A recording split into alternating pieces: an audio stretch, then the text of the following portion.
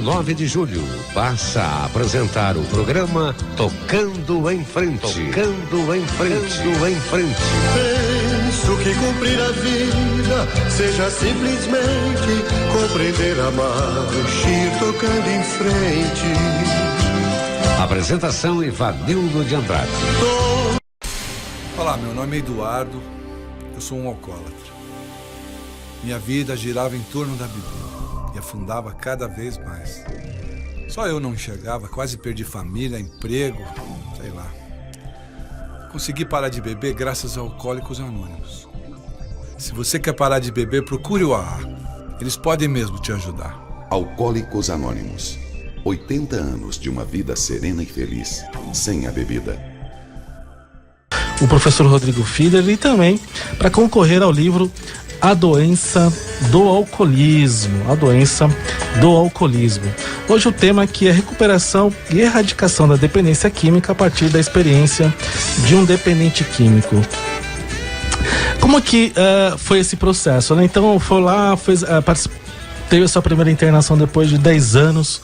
13 anos. 13 anos. 13 anos. E aí, como foi esse processo? Legal, eu vou, até você conseguir legal, estar... eu vou pegar desse gancho porque é o que eu acho que é o núcleo do meu testemunho. Eu passei numa comunidade muito conhecida, numa clínica muito conhecida, né? E dentro dessa clínica, dentro dessa comunidade, alguns grupos de autoajuda faziam visitas periódicas, né? As duas irmandades anônimas mais conhecidas aqui do Brasil e o Amor Exigente também fazia um trabalho junto com essa comunidade. E eu tive a oportunidade de conhecer a mensagem de recuperação internado. Fui convidado para que assistisse uma reunião em uma dessas irmandades. Logo no primeiro dia eu saí da internação. E assim eu fiz. E consegui me manter os 6 primeiros anos seguintes a essa internação em recuperação, limpo. Por volta de 2007, 2008 mais ou menos, eu tive uma recaída muito séria. Porque eu abandonei os processos de recuperação. Abandonou? Abandonei. Eu acreditei que eu estava curado. Quantas pessoas não fazem isso, né? Muitas. Que num dado momento acreditam que não precisam mais. Não é que não precisa mais, Ivanildo. A gente sente uma autossegurança por conta de tudo estar dando certo, chamada auto-engano. E esse auto-engano nos leva a crer piamente que nós estamos curados e que a adicção ou a dependência química não são uma doença eterna ou incurável. E que nós encontramos a cura, uma nova maneira de viver. Porque, veja só, nesse período de recuperação, eu fiz faculdade, eu fiz pós-graduação, eu aprendi línguas, eu me casei, eu tive um filho. Esse perfil que eu tô te passando, ele não é compatível com o perfil de um dependente químico ou de um adicto, né? Eu consegui isso limpo desde que eu saí dessa irmandade, desde que eu saí dessa comunidade, frequentando esta irmandade, né? Quando eu vi que a minha vida tava tudo em ordem, eu tinha um carro seminovo, morando num apartamento muito bom na cidade de Guarulhos, eu achei por bem que eu não precisava mais ir, não precisava mais fazer ações de prevenção, não precisava mais me envolver com a doença, virei as costas. Em 2 anos eu já estava usando drogas injetáveis. É o chazinho do Jatobão? É o Jatobão. Jatobão ou o bichinho do Tô Legal? É o bichinho do Tô Legal, é isso mesmo. E a recaída foi tão terrível. Eu queria também abordar um pouco a questão da recaída, porque eu tenho uma crença particular de que a recaída é muito mais forte do que o início do uso das drogas. Eu fiquei aproximadamente 6 anos sem usar nenhum tipo de substância, e quando eu fiz o uso de substância depois de 6 anos, foi numa quantidade e numa intensidade muito maior do que tinha sido no início. Você ficou 6 anos sem fazer o uso. Em quanto tempo, no retorno ao uso, você demorou para voltar ao mesmo a mesma rotina de uso de quando você tinha parado? Um dia. Isso 24 horas. Isso é um dos critérios utilizados para se diagnosticar uma dependência química. Sim. Né? Olha só, 6 anos sem usar. 6 anos sem usar.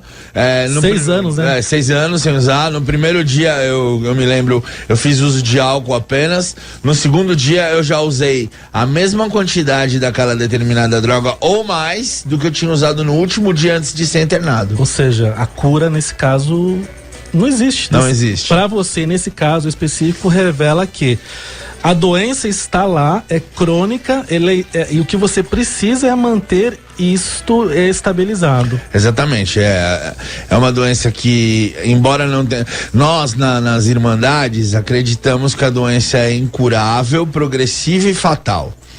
Hoje eu mudo um pouco essa frase, eu digo que ela pode ser fatal, porque existem pessoas como nós. Se não for tratada, pode ser fatal. Pode ser fatal. E hoje existem pessoas como nós que levamos a mensagem, então a coisa tá funcionando, quer assim, quer não, né? Tem muita gente sendo acolhida, né? Então, não só se morre por dependência química se quiser morrer de dependência química. É o mesmo status do HIV no final dos anos 80.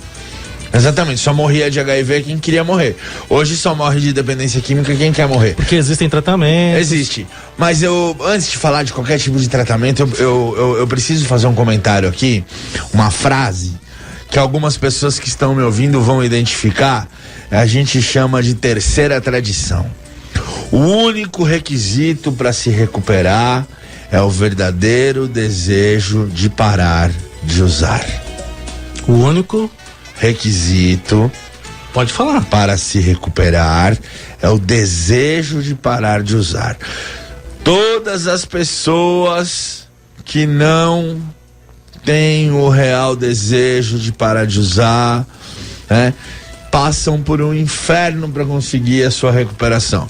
Aí surgem as internações involuntárias, aí surgem as internações ditas compulsórias, aí existem as psiquiatrias, aí existem 1000 outros métodos, sendo que nada disso é necessário, porque nós temos grupos como o Amor Exigente, as Irmandades Anônimas, que acolhem o adicto, que acolhem a família, acolhem o doente e fazem com que ele, através do jogo de empatia, consiga a sua recuperação.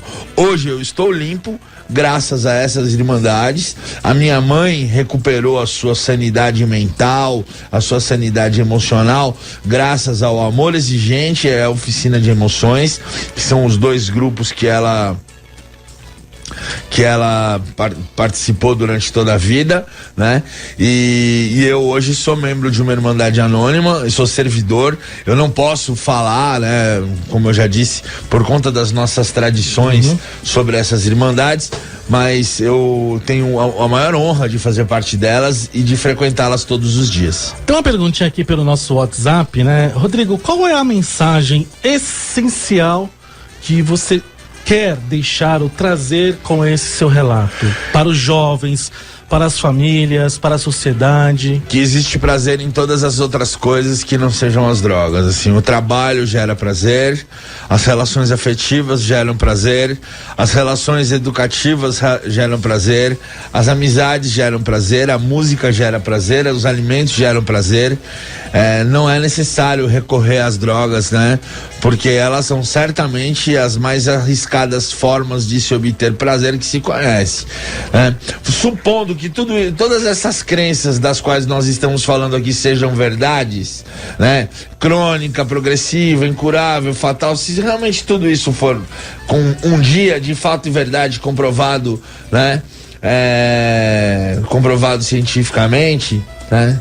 Se isso for um dia, se algum grande papa da medicina definir que é isso mesmo, né? Então a pergunta que fica é: pra quê pagar pra ver? Eu digo para as pessoas que ou se entra em recuperação ou não se entra em recuperação, né? Não existe ninguém em meia recuperação. Recuperação é uma mudança de vida. Eu, quando entrei em recuperação, eu também não costumo dizer meu tempo limpo nem a minha idade, né? Que é pra também não dar margem pra ninguém falar assim: eu posso usar mais um pouquinho, ou dá tempo de fazer mais um pouco. Eu tô vendo, né? Mas isso são as nossas 5ª, 6ª e 11ª tradição que nos impedem de fazer isso em público. Porque eu, Rodrigo, eu já tô mostrando a minha cara, já tô mostrando a minha voz. até onde eu posso ir como membro de uma Irmandade Anônima. Né? Eu quero até fazer, até pegando isso, né? Porque gera um pouco de confusão. De polêmica. Sim. Né? Outro dia, vamos lá, as Irmandades existem. Sim. Eu posso falar o NA, o AA, o Amor Exigente, sim.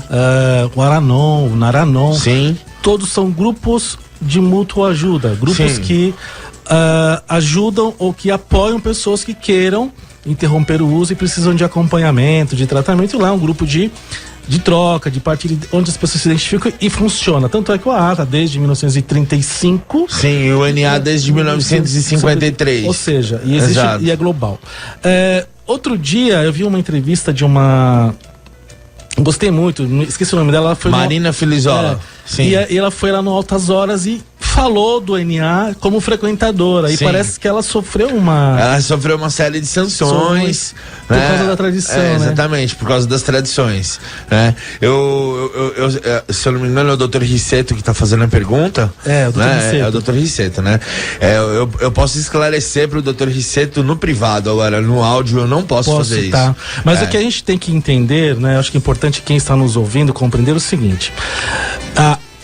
O grupo de mútua ajuda ajudou e fez. Eu tô limpo graças ao grupo de mútua ajuda. Como eu disse, eu não faço psicoterapia, eu não sigo outros tratamentos, eu faço uma farmacoterapia psiquiátrica por conta das comorbidades que eu adquiri, transtorno afetivo bipolar e o transtorno da ansiedade, mas a minha adicção, a minha dependência química eu trato dentro do grupo. E eu bati nessa tecla, não sei se você percebeu, umas 3 ou 4 vezes.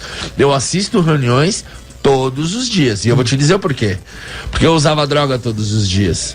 Eu ia pra biqueira todos os dias. Tanto é que tem as irmandades que dizem que são 90 dias, 90 reuniões. Exatamente. Né?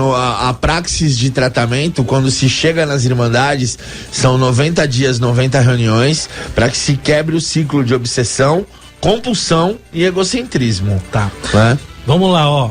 Lia Vila Gustavo, filho usa dos 18 aos 38, saiu... condicional, voltou a usar, caiu no crime e preso de novo. Cadeia cura dependente?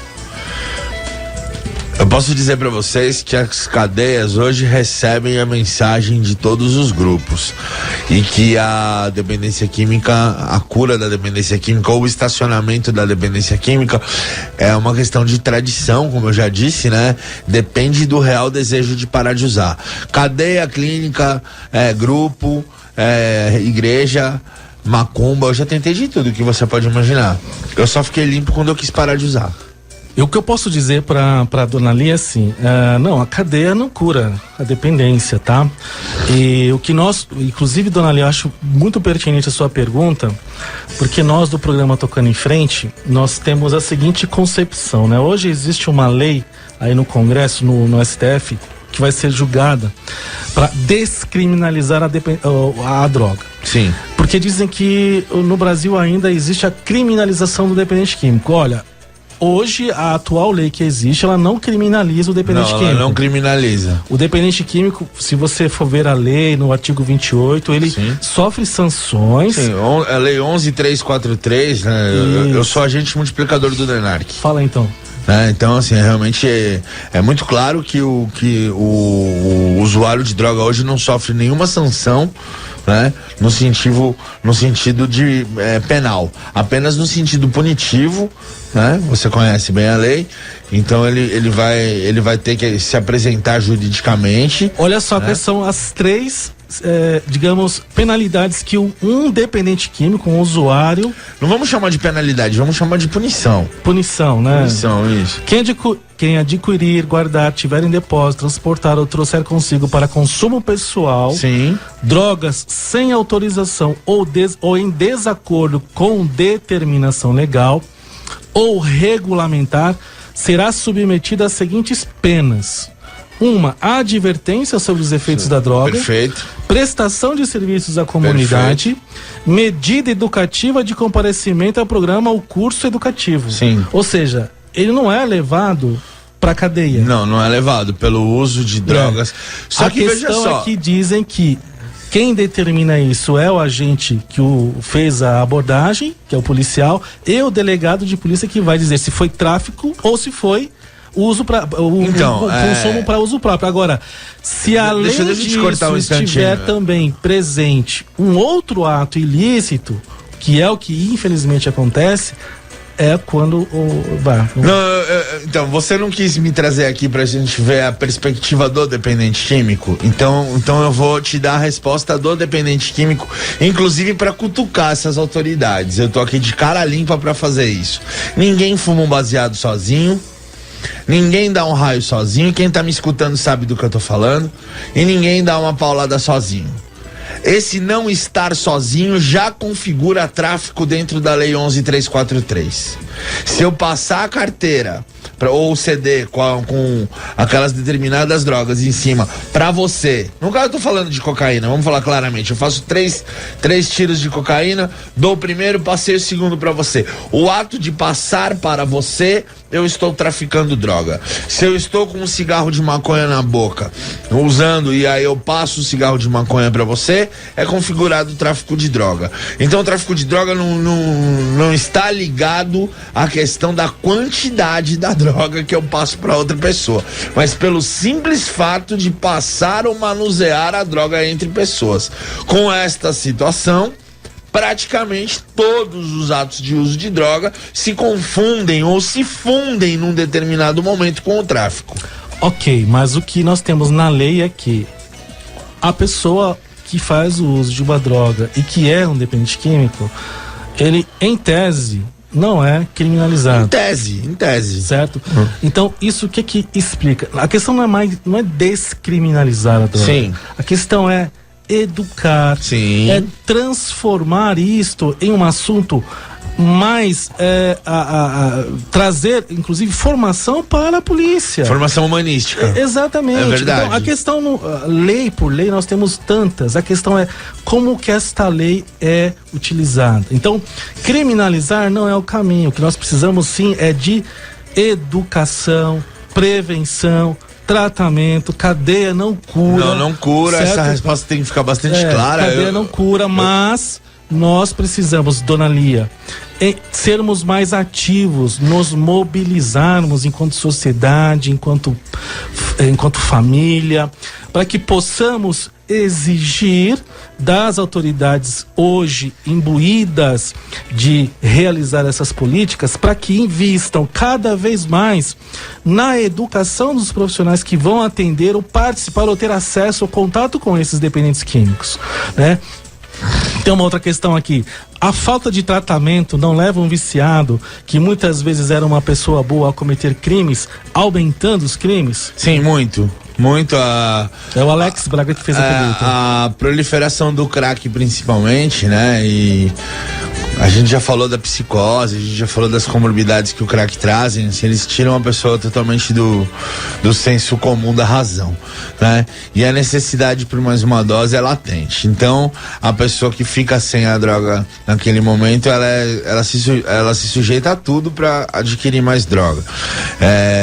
Desde daquele papel mais simplório, que é o que a gente chama na rua de manguear, né? Que é ficar nos faróis pedindo dinheiro, até praticar pequenos furtos e assaltos, né? Isso aumentou muito os índices de violência de assalto e roubo no centro da cidade de São Paulo, nas periferias, por conta do uso do crack, principalmente das pequenas coisas, dos pequenos bens, celular, bolsa, carteira, né? Porque o dependente químico adicto, ele não tem condição de fazer grandes roubos, porque ele tá muito comprometido com a droga, então ele não rouba um carro, ele não rouba uma residência, não são esses tipos de crime, mas aquele pequeno crime, abordagem do pedestre, abordagem no farol, roubar uma bolsa aqui, conseguir roubar um celular ali, né? Isso é muito comum, né? E proliferou muito com o uso da droga. Eu queria voltar um pouquinho para ficar bastante claro o meu testemunho. Só quero deixar antes claro, assim, pessoal, o Ronaldo Ricê tá dizendo que não tá conseguindo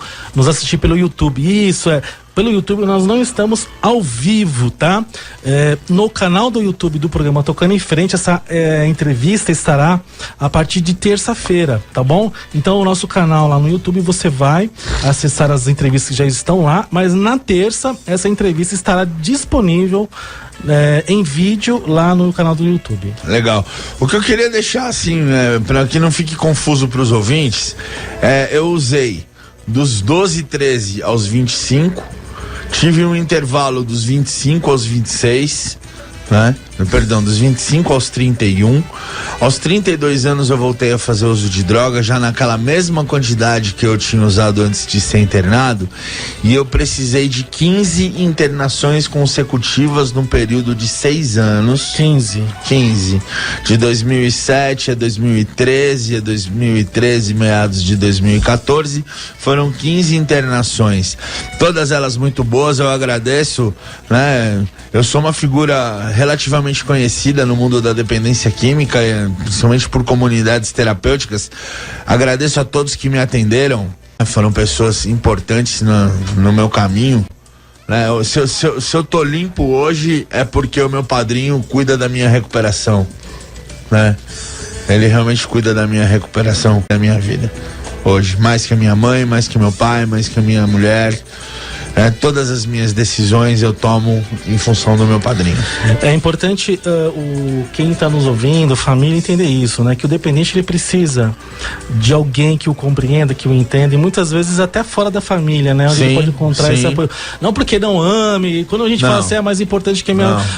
Não é isso. Não. O dependente químico, ele precisa ter algumas referências que às vezes a família não consegue, né? Exatamente. As relações adoeceram. Hoje eu tenho muita dificuldade de lidar com meu tio pai, eu tenho muita dificuldade de lidar com as minhas primas, eu tenho muita dificuldade de lidar com meu primo, eu tenho muita dificuldade de lidar com a minha mãe. Não são todos os assuntos que eu consigo penetrar, né, ir mais fundo, porque eu me tornei uma pessoa diferente por conta da minha doença, né? Eu realmente, eu hoje sou socialmente produtivo, mas eu não sou mais aquela pessoa de 20 anos atrás. Não mesmo. Não sou. Rodrigo, olha, pra você ver como o tempo voa, né? Já são 3 minutinhos para as 8. Pessoal, o Rodrigo Fiedler, como professor, hoje ele está também contribuindo conosco com a coluna, né? Coluna Tocando em Frente. Tocando e Informando. Tocando e Informando, verdade. É toda segunda, né, Rodrigo? Toda segunda-feira. E como é que tá sendo para você? É uma honra, né? Como eu falei, a gente ia abordar 2 questões, uma delas era a recuperação, a outra a prevenção, né? Eu acho que erradicação. E a erradicação, né, na verdade, da dependência química, e eu acredito que a erradicação da dependência química está por informação. Como nós falamos no início do programa, desde a família, que precisa dessas informações, que acompanha Facebook, que acompanha o WhatsApp, acompanha pequenas mídias, até grandes ações em empresas, escolas, universidades, como a gente já tá habituado a fazer também. Qual é o tema de segunda? Pra segunda-feira aqui. O último qual que foi? Foi o amor exigente. Então a gente vai falar de codependência. Vamos engatar um eixo no outro. Então nós falamos sobre os 12 passos, falamos depois sobre os princípios. Sobre os 12 princípios, e agora a gente fala um pouquinho sobre a codependência. Todas as segundas, a coluna do nosso querido professor Rodrigo Fiedler, coluna muito bem escrita. Posso deixar meu blog no ar também? Opa, demorou. Meu blog é o http://. Pode ser também o www, quem quiser. Terapia Filosófica sem acento .wordpress, esse Word não tem L.com. Lá você encontra todas as minhas publicações, né? E eu estou presente como Rodrigo Fiedler, Terapia Filosófica, também no Facebook, atendendo voluntariamente todas as pessoas que me procuram para qualquer tipo de informação. Boa noite. Muito obrigado. Gente, tudo isso vai estar lá no nosso Facebook, facebook.com/Tocando em Frente. Com certeza, em breve teremos de novo o professor Rodrigo Fiedler aqui conosco para abordarmos outros temas.